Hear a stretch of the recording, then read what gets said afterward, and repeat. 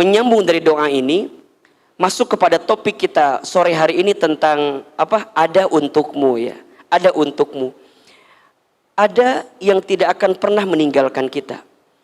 Ada yang tidak akan pernah melupakan kita. Dan ada yang tidak akan pernah menyakiti kita. Siapa itu? Allah Subhanahu wa ta'ala.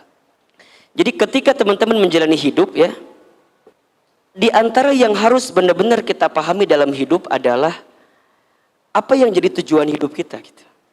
Iya. Kenapa ini penting? Karena tujuan hidup itu nanti yang akan mengantarkan, akan dibawa kemana kehidupan kita. Ini jadi penting banget. Coba Hilman mau tanya, teman-teman sampai usia hari ini udah tahu belum tujuan hidup kita mau kemana? Oke, coba Ikhwan yang sebelah kiri. Antum ada masalah apa sih? Kayaknya bengong gitu loh. Ya Allah. Coba, tujuan hidup kita apa? Mendekatkan diri kepada Allah.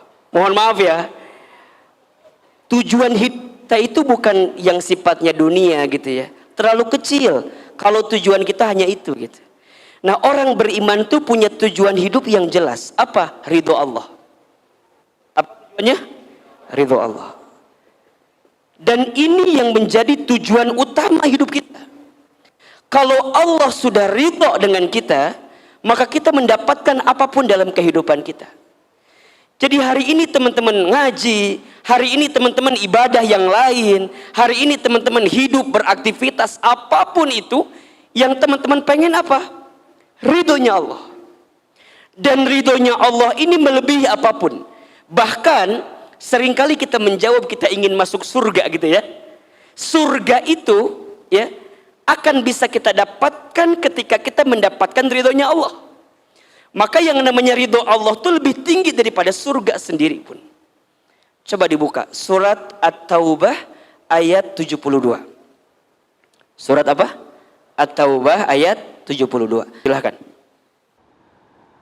A'udzu billahi minasy syaithanir rajim. Wa'adallahu al-mu'minina wal mu'minati jannatin tajri min tahtiha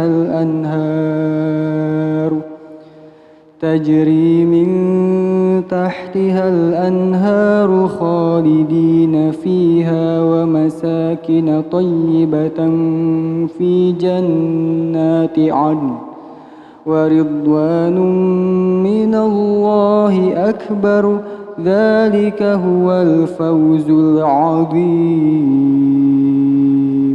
Shadaqallahul 'adzim.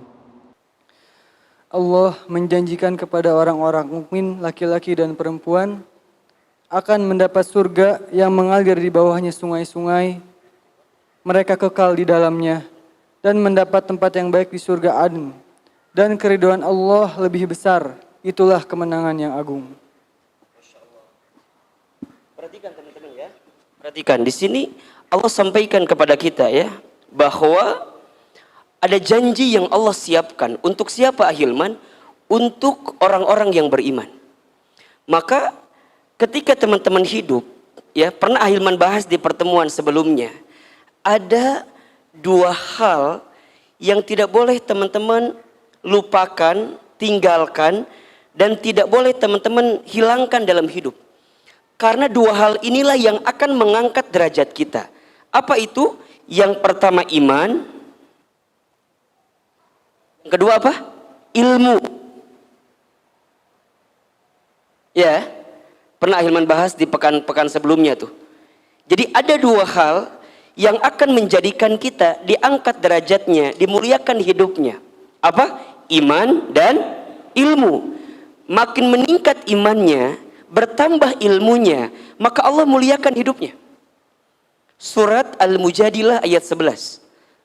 Yarfa'illahu alladhina amanu minkum walladhina utul ilma darajat.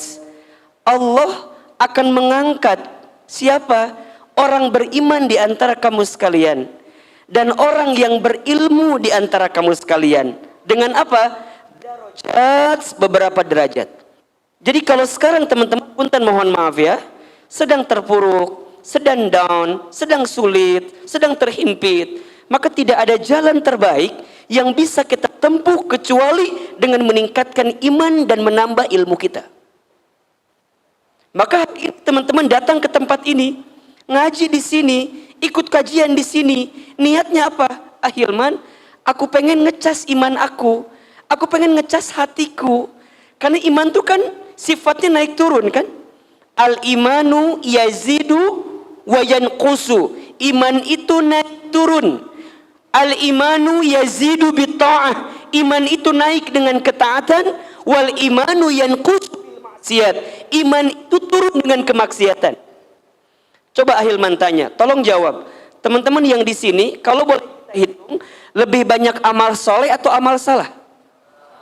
Lebih banyak taat atau maksiat? Lebih banyak hal yang baik atau hal yang buruk? Lebih banyak pahala atau dosa? Nah, kita sadar dengan itu. Kalau kita sadar dengan itu berarti butuh dicas kan? Butuh diingetin kan? Ibaratnya handphone, ada baterainya, ya. Kalau baterainya low bat, apa yang perlu kita lakukan? Cas, betul. Sekarang lebih bagus mana? Ngecas baterai itu pas baterainya lagi low bat atau pas udah habis banget? Bagusan yang mana? Jangan nunggu habis kan? Kalau udah tahu low bat, kalau udah tahu lagi nggak stabil, kalau udah tahu bahwa Hilman ini ada persoalan nih, ini ada masalah nih, ini ada sesuatu yang tidak menenangkan perasaan saya nih, buru-buru dicas. Kalau nggak dicas, teman-teman akan tenggelam pada sesuatu yang nauzubillahi min dzalik, menjadikan kita frustasi, depresi, stres, bahkan ada penyakit namanya skizofrenia. Apa itu penyakitnya? Sedih berlebihan, marah berlebihan, takut berlebihan, pokoknya semua hal-hal yang negatif berlebihan. Kalau kita punya sikap begitu, nanti ujungnya apa? Makhluk lain masuk dengan kita. Ifrit masuk, jin masuk, mereka senang dengan sikap-sikap yang menjauhkan kita dari perasaan tenang kepada Allah Subhanahu wa taala. Maka jangan kaget ada yang depresi, stres, putus asa, betul? Ujungnya jadi kemana-mana. Tiba-tiba nyewa boneka. Ini boneka bisa, kan jadi ternyambung kan? Nah, ini kenapa bisa terjadi? Ada krisis. Krisis pada apa nih? Pada iman ini gitu. Yang harusnya diingetin gitu loh. Jelas sampai di sini kira-kira? Jelas? Iman kita ini naik turun, betul. Maka kudu dicas. Nah, bagaimana cara ngecas iman? Salah satunya dengan ilmu. Dengan apa? Dengan ilmu. Makanya kalau orang yang ilmunya bertambah, maka dia akan menguatkan hatinya, kemudian meningkatkan imannya, yang nanti kalau imannya meningkat kan gitu ya, apa? Ibadahnya tambah bagus. Kalau ibadahnya tambah bagus, amalnya tambah banyak. Kalau amalnya tambah banyak, berarti akhlaknya makin indah karena ada ilmu. Maka teman-teman sayang, ini pesan dari Hilman ya. Kalau nanti teman-teman berumah tangga, pesan dari saya. Kalau teman-teman ingin ditinggikan derajat rumah tangganya, tingkatkan iman, tambahkan ilmu. Karena banyak rumah tangga yang mengalami kegagalan bukan karena kurangnya cinta, tapi karena kurangnya iman dan ilmu. Kurangnya apa? Iman dan ilmu. Nah, orang beriman ya, orang yang senantiasa beriman kepada Allah, maka Allah janjikan untuk mereka apa? Jannatu adnin, surga Aden. Ada surga Aden. Lanjutkan kembali, waridwanum minallahi akbar, dan keriduan Allah lebih besar. Dzalika huwal fawzul azim. Itulah kemenangan yang abadi. Jadi kita maunya ridho Allah gitu. Coba sekarang saya mau tanya, teman-teman mau nggak dapat ridhonya Allah? Mau atau tidak? Sekarang teman-teman nanya, gimana caranya dapat ridhonya Allah? Maka jawabannya, kalau kita ingin dapat ridhonya Allah, berarti kita harus belajar ridho dengan Allah. Apa itu ridho? Sikap menerima. Apa yang perlu kita terima? Raditu billahi robba wa bil islami dina wa bi muhammadin nabiyya wa rasulah. Ya Allah, aku ridho, Engkau adalah Tuhanku. Ya Allah, aku ridho, Islam adalah agamaku. Ya Allah, aku ridho Nabi Muhammad SAW adalah Nabi dan Rasulku. Kan gitu. Jadi kita kudu ridho. Berarti kalau ridho di sini gimana Ustaz? Berarti kita ridho perintah Allah. Kalau Allah memerintahkan sesuatu ya kita kerjakan. Karena bukti ketaatan kita sebagai bentuk ridhonya kita kepada siapa? Allah. Allah melarang kita sesuatu maka kita tinggalkan. Ini bentuk ridhonya kita kepada Allah. Jelas sampai di sini? Jelas? Jadi kalau teman-teman ingin mendapatkan arah hidup yang baik, ingat ya. Saat teman-teman tahu tujuan hidupnya. Apa tujuan hidup kita? Ridho Allah. Kalau Allah sudah ridho, Masya Allah, dibuka semuanya. Nah sekarang bagaimana caranya Allah ridho sama kita? Ridho kita sama Allah dengan ketentuan Allah. Berarti apa? Lakukan semua yang Allah cintai. Maka Allah akan mencintai apa yang kita lakukan. Itu poinnya. Nah sekarang coba Ahilman tanya. Teman-teman jawab di hati masing-masing. Sudahkah hidup kita saat ini menjalani apa yang Allah perintahkan kepada kita atau belum? Apakah kita masih hobi menjalankan apa yang Allah larang dalam hidup kita atau belum? Nah itu, ini yang harus kita kuatkan di sini.